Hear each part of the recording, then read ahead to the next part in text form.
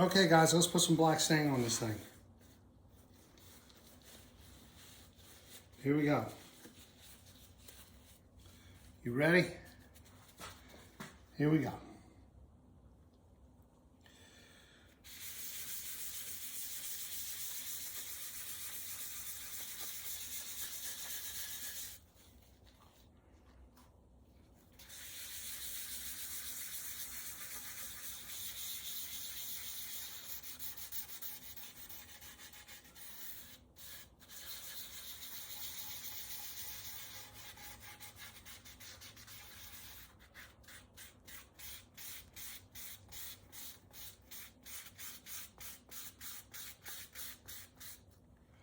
Man, look at that thing come to life. Isn't that crazy? This wood is just crazy.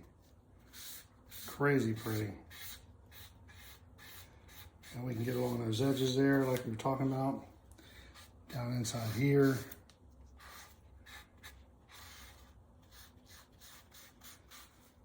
Down inside here.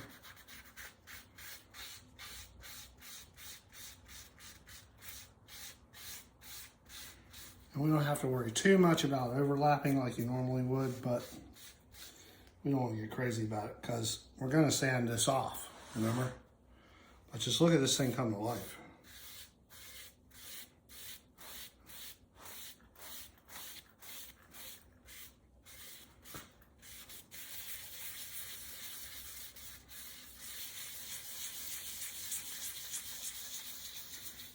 And what we're doing is we're putting a dark color in the stain. I mean, a dark color in the grain, not the stain, because we want it some residual effect of that darkness to remain in there so that when we put the red over top, we get this really great contrast of the different values of the wood. Some of this wood is harder than other parts of it. Parts of the wood are harder than other parts of it.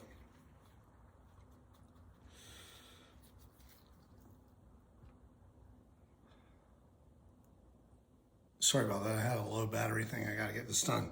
But some of this wood is harder than the rest of it, so it stains differently. So some of this is gonna sand off, and some of it is gonna stay. And then we'll put red on top of it. And the red will dominate it because we haven't used a really super heavy coat. But that's what it would look like if you just left it black. Hold on, let me move the camera. So that's what it would look like if you left it black. Which is kind of crazy looking all by itself. But not really that attractive for this particular top. Every top has its own kind of vibe. And we bought this top specifically to do red dye on. So, we're gonna let that set up. Okay, that's our first coat. We're gonna let this set up. Hang on, the camera's crooked. You guys know how that just makes me insane. We're gonna let this set up. Like I said, look, I got dye stain on the back of the neck because I just had to touch it. Right? Had to touch it. Sand it off quick before it gets in there. Because we sand the maple down to about 320, it doesn't sink in.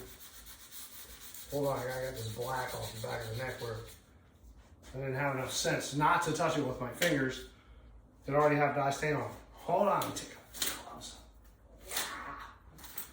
All right, now I can touch it. Wow.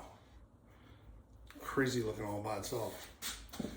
Because we sand this maple down to about 320, it closes down the grain pretty hard. And so we can put stain over top of that, and then we can sand that back off pretty easily. It doesn't sink in quite as bad as it would if you left it at, say, 120. Gonna let this dry. I'm gonna come back and sand it all back off, and you'll see what it looks like, okay? So I'll get right back to you as soon as we're done with that. All right.